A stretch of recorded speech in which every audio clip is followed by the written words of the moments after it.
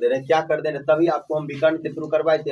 अगली बार क्या कर रहे तो सबको आयतन दे दे रहे, तब बोलेंगे भुजा ज्ञात करिए, आयतन क्षेत्रफल ज्ञात करो और विकर्ण ज्ञात करो। तो हम लिखे हुए यदि किसी घन का क्षेत्रफल, मान लीजिए हम किसी घन का आयतन को दे दिए हैं आयतन, यदि किसी घन का आयतन हम दिया आपको 64 मीटर क्यूब दिया है। आयतन का जो ऐसा मात्रक होता मीटर क्यूब होता, मात्रा का खास ध्यान रखेंगे, ठीक है। तो आयतन जो दिया गया है दोस्तों वो दिया है 64 मीटर क्यूब, तो उस घन का क्षेत्रफल और यहाँ पे आयतन की जगह आपको विकर्ण दे दिए, तब कैसे बनेगा दोस्त, तब बनाइए घन का विकर्ण और भुजा ज्ञात करें। आप पहले बनाइए उसके बाद हम आपको ट्राई करेंगे, ठीक है। अगर देखिए जो पहले दिया जाए उसको पहले लिख लीजिए, बनाने का तरीका धीरे धीरे, गलत होगा तब तो सर सही होगा, कि एक ही बार चाहेगा कि सही हो जाए तब तो ऐसा हो पाएगा क्या, एक ही बार टीचर थोड़ी बन पाइएगा। तो आपको पहले आप बनाइएगा अपने से, गलत हो वही तो शुरुआत है सही तरीका का। अगर आपसे गलत हो रहा है इसका मतलब आप सीख रहे हैं, और जिसका गलत ही नहीं है मतलब बना ही नहीं तो उसका गलत क्या होगा, होगा क्या। तो इसलिए जब गलत हो तो इसे घबराना नहीं कि गलत हो रहा, अरे गलत ऐसे होता, फर्स्ट टाइम सेकंड टाइम ऐसे होते रहते। क्या एक बार चलना सीख गए थे क्या आप लोग, एक बार बच्चा में थे क्या आप लोग, एक बार चलना बैठना सीख गए थे क्या। पहले तो पिताजी जब हो जाते थे तो जाके सिर्फ बोलता था बैठ जाओ क्लास में, तो बस बैठने सीखे थे। अब बड़ा हो रहे थे धीरे धीरे, जब नया चीज आ रहा था ऐसा, मतलब ये आपको शुरुआत में पढ़े थे, 9th क्लास में पढ़े थे। जो बच्चा 9th क्लास में पढ़े होंगे उसको दिक्कत नहीं होता होगा, या जो बच्चा 9th क्लास पढ़ा लेकिन ध्यान से नहीं पढ़ा, याद नहीं किया फॉर्मूला, फिर आपको परेशानी होगा। तो लेकिन अगर आप जब तक सीखिएगा ना तब कब तक डर से भागिएगा, और जब तक डर से भागिएगा तब तक डर और डराते रहेगा। इसलिए एक बार समझ कर बना लिया जाए या समझ लिया जाए कि सवाल कैसे बनते। तो आइए घन का जो आयतन दिया गया दोस्तों, घन का जो आयतन दिया गया वो कितना दिया, वो दिया है 64 मीटर क्यूब दिया। यहाँ तक कोई दिक्कत नहीं है। पहली बात जो दिया जाए उसको लिखे और क्या मांग रहा वो भी लिखे, ताकि आपको पता चले कि हमें सवाल में क्या दिया गया और क्या मांग रहा। ऐसा नहीं कि बनाना शुरू कर दिए, वो बनाने का तरीका नहीं है। आपको पहले सवाल को पढ़िए एक दो बार कि क्या दे रहा है क्या मांग रहा, मतलब क्या दिया गया हमारे सवाल में। देखिए जब ये सवाल बोला किसी घन का आयतन, अगली बार आयतन दिया गया था, आयतन देखिए 64 मीटर क्यूब दिया गया, और मात्रक से भी पकड़ेंगे कि क्या दिया गया। वैसे तो हम लिख दिए हैं यहाँ पर आयतन, कभी कभी अगर मान लीजिए आयतन नहीं देखे मात्रक से पकड़ लेना चाहेंगे कि मतलब ये क्या दिया गया। अगर मीटर स्क्वायर होता तो समझ में आ जाता कि क्षेत्रफल दिया गया, अगर मीटर क्यूब दिया गया तो समझ में आ गया क्या आयतन दिया गया। तो घन का क्षेत्रफल मांग रहा, विकर्ण मांग रहा और भुजा मांग रहा। तो सबसे पहले हम आपको समझा के आ रहे बार बार कि चाहे क्षेत्रफल की बात बोले, विकर्ण की बात बोले या कुछ भी बात बोले, तो सभी फॉर्मूला में भुजा चाहिए। तो हम कोशिश करेंगे भुजा निकालने के लिए, और हम आपको बता का है कि अगर हम भुजा निकालना हो आयतन के टर्म में दिया जाए तो आयतन के टर्म वाले जो भुजा बताए वो निकालिएगा। अगर क्षेत्रफल के टर्म में दिया हुआ सवाल तो भुजा निकालने के क्षेत्रफल वाला सवाल लगाइएगा, और अब विकर्ण दिया तो विकर्ण वाला। जैसे सुनिए तो घन का जो भुजा निकालेंगे तो घन का जो भुजा होता है आपको बताए थे, अब ये वाला ऐसे करके फॉर्मूला आपको बताए थे, याद है क्या। कल ही तो आपको बेसिक क्लास बताए थे। नहीं होता कि जब भुजा मतलब पावर 3 होता है उस साइड जाएंगे तो पावर, या तो इसी बात को आप ऐसे लिख सकते हैं, इसी बात को आप ऐसे लिख सकते हैं 64 मीटर क्यूब के होल 1/3, मतलब इसके जो पावर होने वाले 1/3 होंगे, या इसी बात को ऐसे लिखने का तरीका कोई बात है क्या। अगर बार बार सिखा रहे कि अगर कहीं रूट हो तो रूट का मतलब 1/2 होता। अगर कहीं मान लीजिए ऐसे करके कुछ भी यहाँ पे ए दे दिया यहाँ पे एन दिया, इस बात को हम जो लिखेंगे ए पर पावर 1/n लिखेंगे। ये बातें तो समझा कर रहे बेसिक क्लास से, नहीं समझे तो अभी समझ लीजिए। तो इस तरीका से लिख सकते हैं। अब इसका मतलब हुआ कि जब यहाँ पर 3 रहे, इसका मतलब हुआ कि सर रूट में जो भी संख्या रहेगा उसमें 3 का पेयर होगा, मतलब 3 का जोड़ा लगाएंगे। और जब नहीं लिखा रहता तब 2 का जोड़ा लगाते हैं दोस्त। जब इसको आप ऐसे कीजिएगा तो पता है कि आप इसको लिख सकते हैं 4 metre into 4 metre into 4 metre. जब इस तीनों को गुना कीजिएगा क्या लग रहा है आपको, क्या कि जो आ रहा वो 64 आ जाएंगे, नहीं आ जाएंगे। तो फिर आप देखिए घातांक में सीखे थे, घातांक यही तो सीखे जो बड़ा बड़ा टर्म था उसको छोटा रूप में लिखना सीखे थे, नहीं सीखे थे। तो ये 3 बार लिखा हुआ, 3 टाइम लिखा हुआ था। आप इसको ऐसे भी लिख सकते 4 मीटर के होल क्यूब के होल पावर यहाँ पे लिख सकते हो 1/3। ये बातें समझ में आ रहा क्या। और एक बात आपको जानकारी के लिए भी बताई थी शुरुआती क्लास में कि जब ए पे पावर एम हो, ए पे पावर एम हो, होल पावर एन हो, ये पावर पावर आपस में गुना हो जाता है दोस्त, ये हो जाएगा ए पे पावर एम एन। बातें क्लियर हो रहा है क्या। अगर ये बातें नहीं समझ में आ रहा तो आप अगर ऐसे नहीं ये स्टेप को लेना चाह रहे तो डायरेक्ट ये वाला नियम लिखे, और जब 3 को जोड़ा लगा तो बाहर कर लीजिए। जो भी तरीका अच्छा लगे दोनों कर लीजिए। देखिए ये और क्या अभी तुरंत बताया कि पावर पावर क्या होता है, गुना हो जाता। तो ये पावर पावर जब गुना होगा तो ये कट जाएगा, तो इसका आंसर जो आएगा 4 मीटर आएगा। यानी कि अब हमें इस सवाल का भुजा प्राप्त हो गया। अब क्षेत्रफल बोला क्षेत्रफल निकाल देंगे, विकर्ण बोला विकर्ण निकाल देंगे। या इसी बात को अगर चाह रहे कि हम ऐसे नहीं बनाने का तो डायरेक्ट आप इसको ऐसे इस स्टेप को ऐसे भी लिख सकते हैं, ऐसे जो लिखे हुए हैं 3 करने घात के रूप में। यहाँ पे 4 metre into 4 metre, 4 metre into 4 metre, अब देखिए डायरेक्ट आप यहाँ से आंसर निकाल सकते हैं कि यहाँ पे 3 है तो 3 का पेयर लगेगा, मतलब 3 का जोड़ा लगेगा। अब देखिए 1 2 3 3 का जोड़ा लगा, यहाँ पे डायरेक्ट आप बोल सकते हैं 4 मीटर। तो चाहे आपको ये मेथड अच्छा लगे या मेथड, यहाँ पे तोड़ के बता दिए कि कैसे कैसे आया, कोई दिक्कत है? ये लिखिए भुजा निकल ही गया है, अब बोल रहा है क्षेत्रफल निकालेंगे। तो घन का जो क्षेत्रफल होता है दोस्त क्या होता है, यहाँ पे लिखिएगा घन का क्षेत्रफल। घन का क्षेत्रफल क्या होता है, आपको सिखाए अभी कि 6 गुना भुजा स्क्वायर, 6 गुना भुजा स्क्वायर, यही ना होता है क्या, यही ना होता है। आइए तो 6 गुना भुजा स्क्वायर, अभी देखिए 6 भुजा कितना है भाई साहब, आपका है 4 मीटर, और 4 मीटर का होल स्क्वायर कीजिएगा। जब 4 मीटर का होल स्क्वायर कीजिएगा कितना आएगा, 4 चौके 16, 16 मीटर स्क्वायर नहीं होगा, 16 मीटर स्क्वायर होगा ना वो। और फिर 16 छा के कितना होता है भाई साहब, 16 छा के 96 होता है, 96 मीटर स्क्वायर हो जाएगा। तो ये आपका सेकंड आंसर आ गया। आपको अब थर्ड आंसर की बात बोल रहा था, आपको कौन बोला घन का विकर्ण ज्ञात करने। तो घन का विकर्ण के लिए क्या फॉर्मूला होता है दोस्त, ये घन का जो विकर्ण होता है, वो घन का विकर्ण क्या होता है, घन का विकर्ण। तो घन का जो विकर्ण आएगा दोस्तों क्या आ जाता है, ये इसको मिटाए क्या, इसको मिटाए क्या, इसको घन का जो विकर्ण होता है क्या होता है, भुजा रूट 3, भुजा रूट 3, भुजा रूट 3 होता है। भुजा आपका है 4 मीटर, अब 4 मीटर रूट 3, मतलब इसको या तो ऐसे लिख दीजिए या तो ऐसे लिखिए 4 रूट 3 मीटर। कोई दिक्कत है इसमें क्या, इसमें कोई दिक्कत है? तो आप सीख गए ये निकालने, यहाँ तक कोई दिक्कत है। अब अपना लोग इसी में स्पेशल केस देखेंगे कि जब दो घन को जोड़ते हैं तो क्या बनता है, मतलब जब दो घन को जोड़ दिया जाए तो उसमें क्या बनता है, कौन सी आकृति बनता है, उसमें कौन सी मतलब कि लंबाई बढ़ता है कि चौड़ाई बढ़ता है, ऊंचाई क्या बढ़ता है, वो बनाएंगे। पहले ये लिखिए आप लोग।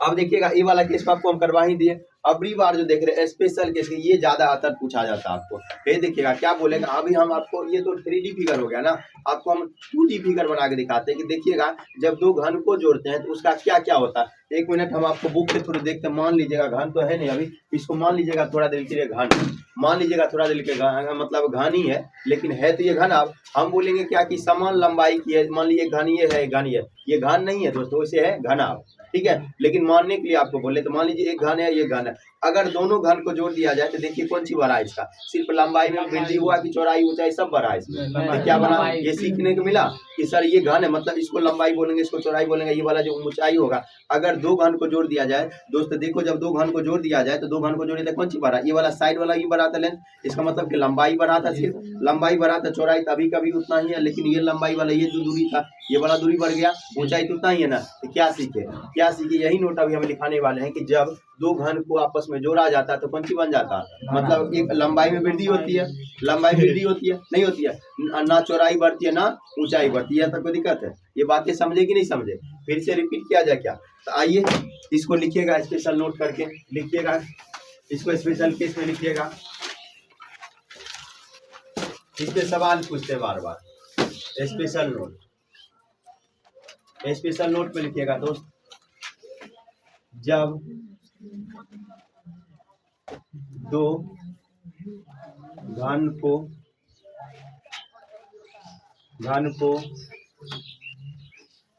आपस में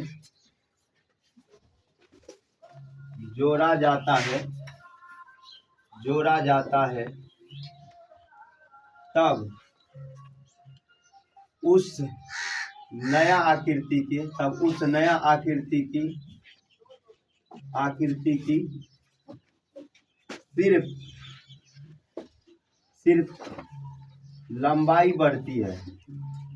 सिर्फ लंबाई बढ़ती है, तथा चौड़ाई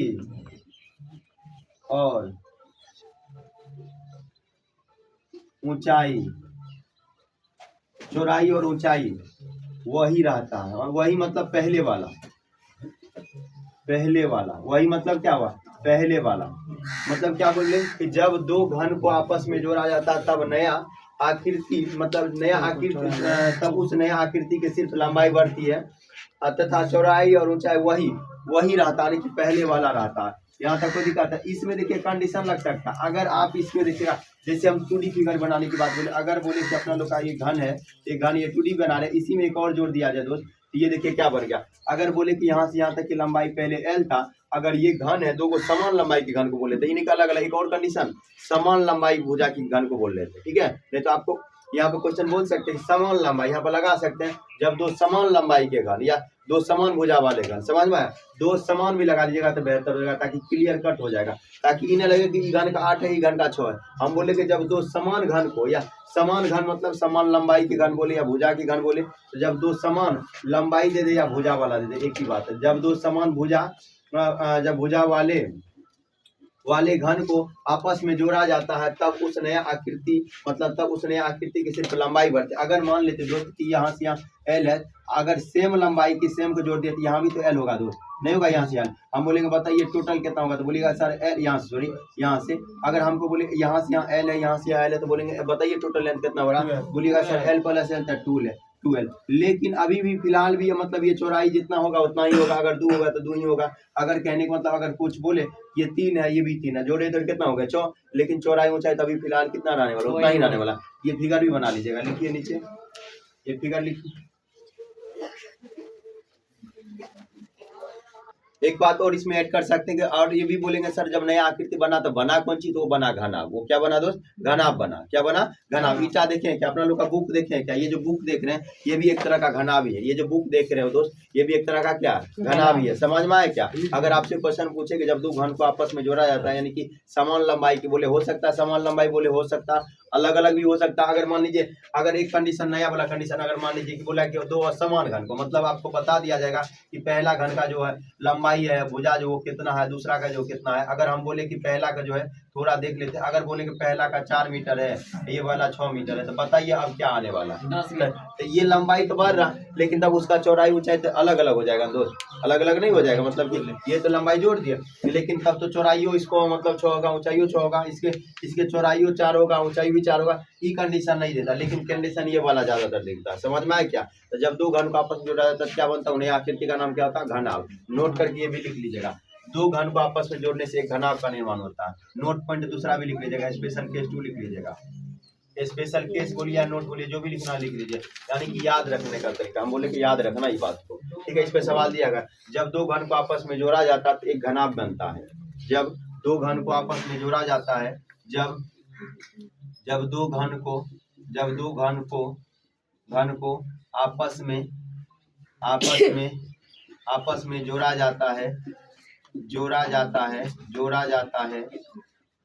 जाता है तब घनाभ का निर्माण होता है। तब घनाभ का निर्माण होता है। यहाँ तक कोई दिक्कत है क्या? यहाँ तक कोई दिक्कत है? नहीं ना? लिखिए, लिख लिए, ये लिख लीजिए केस नंबर 2 जो आपको दिए हैं, मतलब कि स्पेशल केस 2, मतलब जब दो घनाभ को आपस में जोड़ा जाता है तब घनाभ का निर्माण होता है। समझ में आया? लिखिए, एक सवाल लिखिएगा, हम आप उसको सॉल्व करा। लिखिएगा, दो घनों जिनमें प्रत्येक का आयतन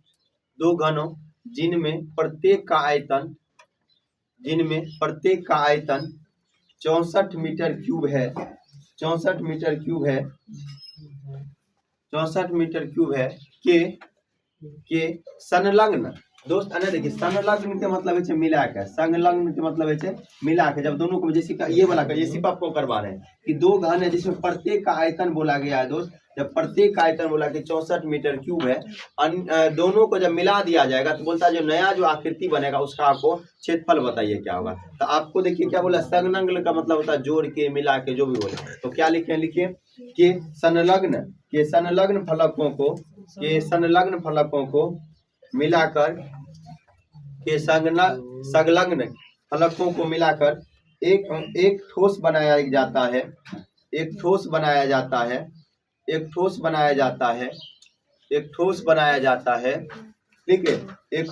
जाता है, फुल स्टॉप।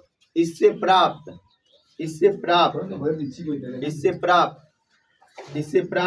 घनाभ का पृष्ठ क्षेत्रफल ज्ञात करें। इससे प्राप्त घनाभ का पृष्ठ क्षेत्रफल ज्ञात करें। बनेगा क्या? आइए पहले हम आपको दिखाते हैं, थोड़ा समझाने की कोशिश करते, बाद में बनाएंगे। आइए, लिख लिए आप लोग? आइए मेरे तरफ देखिएगा, आपको यह बुक देखे, बुक भी एक तरह का घनाभ ही है, बुक भी एक तरह का घनाभ, ईटा देखें, ईटा भी एक तरह का घनाभ है। अब ये वाला सलाई का डब्बा देखे, माचिस का डब्बा, वो भी एक तरह का घनाभ। ध्यान समझिएगा क्या होता है घनाभ। इसमें घनाभ को जो होता है वर्ग में, घन में हम बताए थे कि घन का प्रत्येक सत्ता जो होता है एक वर्ग होता है, लेकिन दोस्त घनाभ का जो प्रत्येक सत्ता होता है एक आयत होता है। बच्चे पार्टी ध्यान से सुनिएगा, घनाभ का जो प्रत्येक सत्ता होता है एक आयत होता है। देखिएगा घनाभ में भी उतने ही सत्ता होते हैं, जैसे ये घनाभ है, देखिएगा एक सत्ता ये हुआ तो एक सत्ता मेरे तरफ हुआ, एक सत्ता ये हुआ तो एक सत्ता ये हुआ, एक सत्ता ये हुआ तो एक सत्ता ये हुआ। टोटल सत्ता की बात बोले तो 6 ही सत्ता होगा। अब आइए क्या बोलते हैं, अगर हम आपको बताना चाहें, बंद कर ले।